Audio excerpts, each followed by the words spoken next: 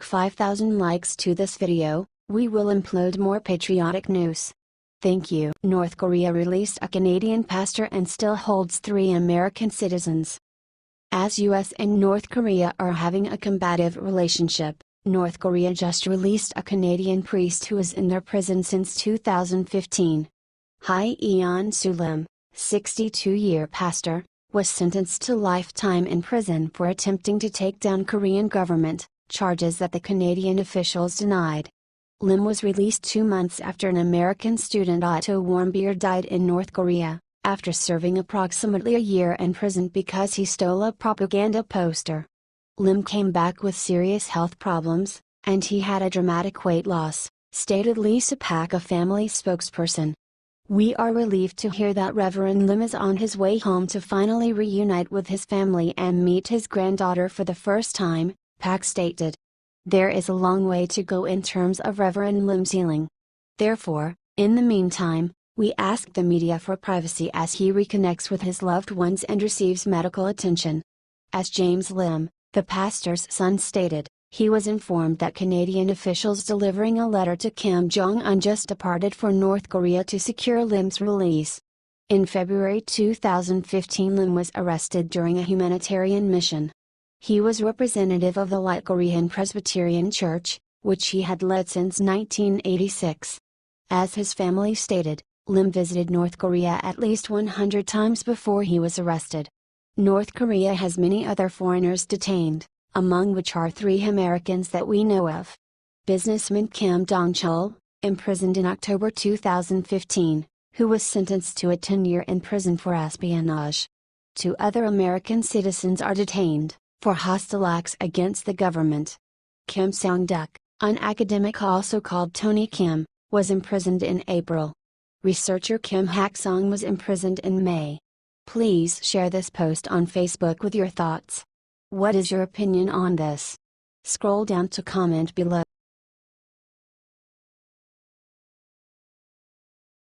Gowdy calls out scientist who withheld cancer-triggering research data.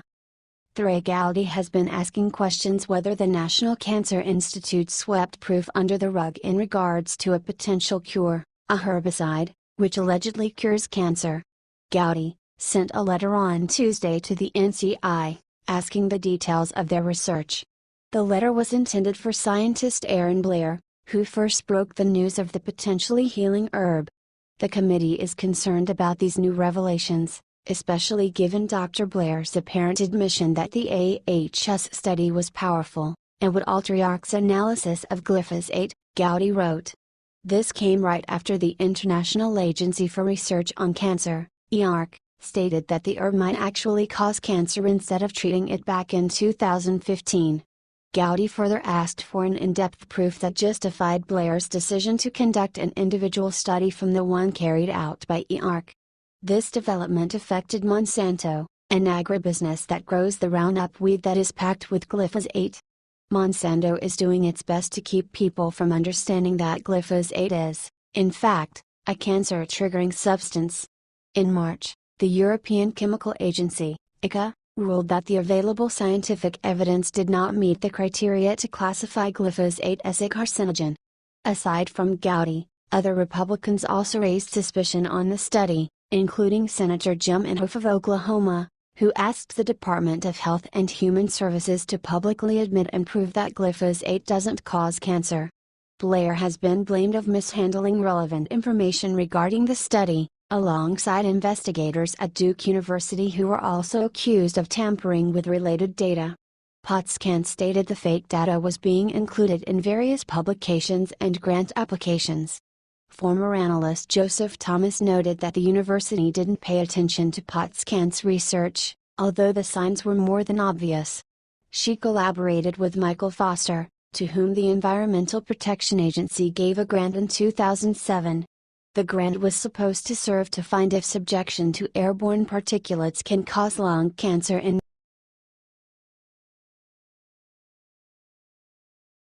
man who advised Michelle Obama on inedible school lunches arrested for defrauding lunch program. Los Angeles, California, David Binkle is a chef and one of the architects behind Michelle Obama's inedible lunches.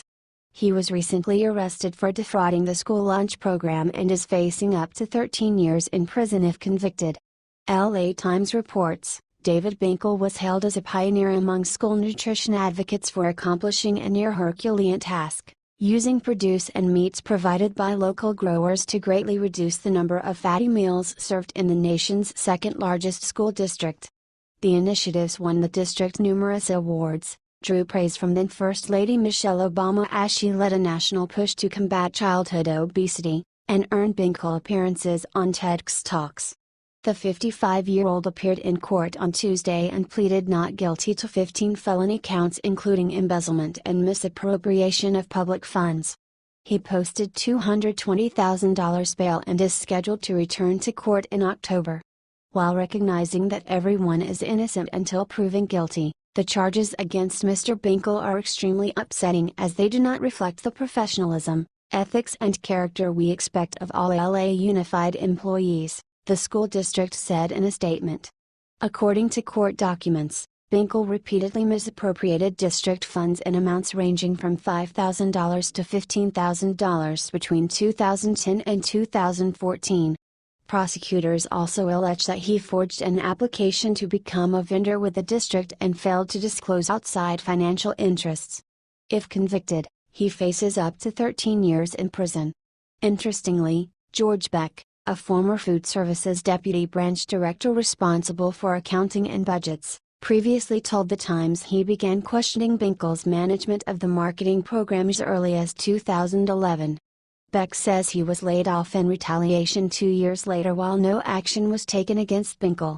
Is anyone connected to the Obamas not a criminal?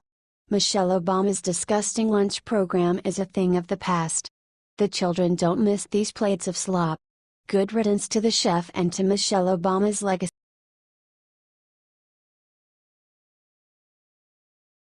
Eric Bolling files lawsuit against Huffington Post contributor who released sexual harassment story. Last Friday, news of Fox News host Eric Bolling's suspension from the network stirred things up, as he was accused of sending photos of his private parts to his female colleagues. Since then, Bolling decided not to become the next Bill O'Reilly and spoke up immediately, promising to defend his honor and image to the best of his abilities. The report was released. Yash Raleigh, a contributor to Huff Post, who has become a thorn in Bolling's eye shortly after. Bolling's attorney, Michael J. Bowe, released a prompt statement in regards to the false claims. Mr. Bolling recalls no such inappropriate communications, does not believe he sent any such communications, and will vigorously pursue his legal remedies for any false and defamatory accusations that are made. Then, Bolling himself posted on Twitter, as far as the story goes, Bolling just dropped a lawsuit against the reporter, worth $50 million. Bolling is demanding to be paid a pretty sweet sum of $50 million as a compensation for suffering humiliation once the story broke. Afterwards, Yash Raleigh responded to Bolling's demand via a very peculiar tweet. Bolling is represented in the case by the same law firm that is taking care of President Trump's legal affairs, which is Gossault Spencer Torres LLP. The firm is also handling cases of numerous other celebrities. The lawsuit's specifics are listed in the image below. Buckle up, folks, this is about to get turbulent.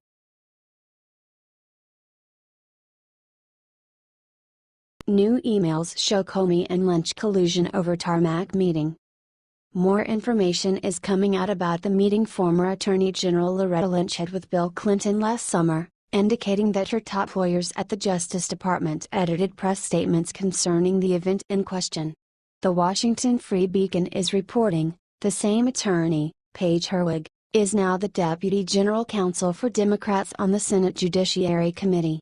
That panel is now investigating whether Lynch played any role in trying to influence the scope or intensity of the FBI's investigation into the Hillary Clinton email scandal. Prior to her legal work with Lynch at Justice, Herwig was a special assistant and associate counsel to President Obama.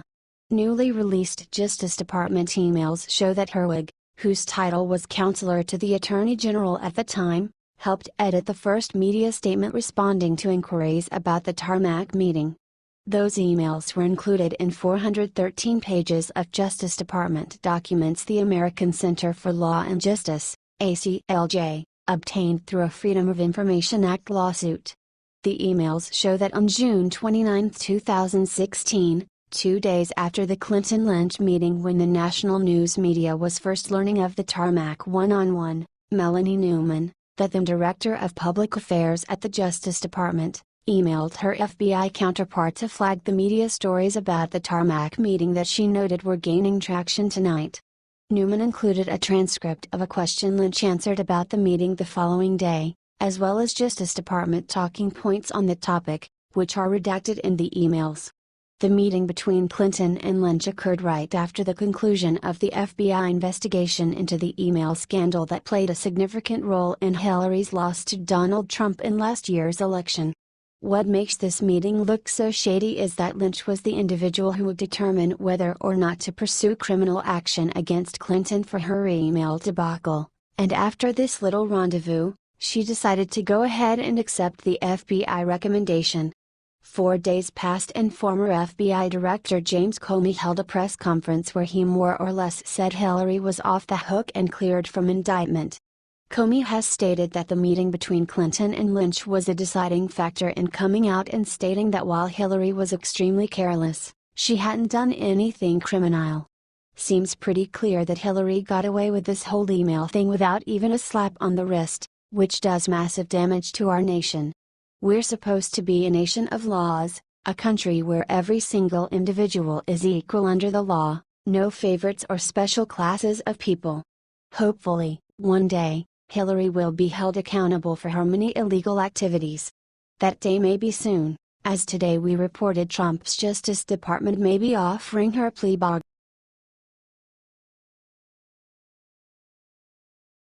GOP Senator suggests John McCain's brain tumor affected his health care vote. Last month, Arizona Senator John McCain shot down the Obamacare repeal bill, effectively betraying the entire Republican Party. On Tuesday, McCain was humiliated when Senator Ron Johnson, RW, suggested in a radio interview that he only cast this vote because his brain cancer affected his ability to look at things logically. "I'm not gonna speak for John McCain, he has a brain tumor right now. That vote occurred at 1:30 in the morning, some of that might have factored in," Johnson said, according to Independent Journal Review. The stunt host then asked Johnson if he thought that the tumor was a factor in McCain voting no on the bill, at which time he tried to backtrack.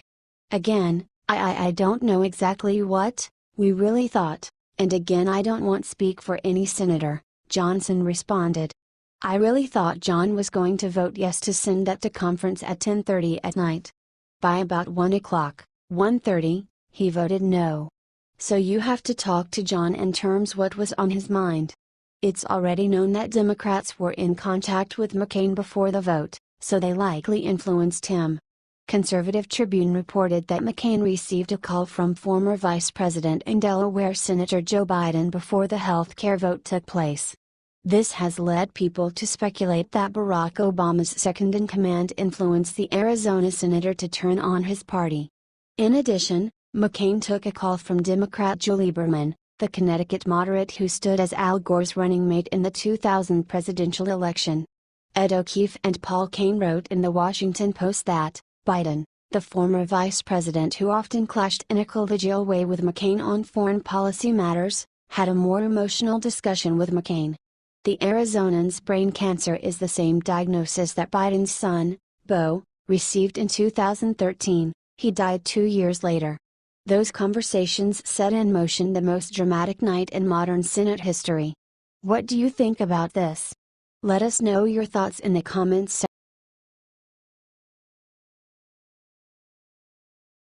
NBC just sided with Kim Jong-un over President Trump.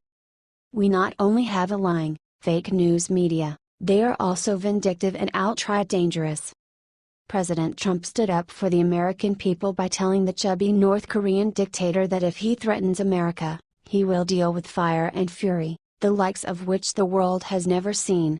As many predicted, the lunatic dictator fired back at President Trump, upping the ante by claiming he'd attack Guam. "The man is crazy and unstable," Does this come as a shock to anyone? Well, apparently it's a shock to CNBC, who prefers the feckless Obama approach. So much so, they slammed President Trump and in doing so, took the side of North Korea's cruel and evil dictator. That's how awful our media is. Did you stand with President Trump against Kim Jong-un? What do you think about this comment below?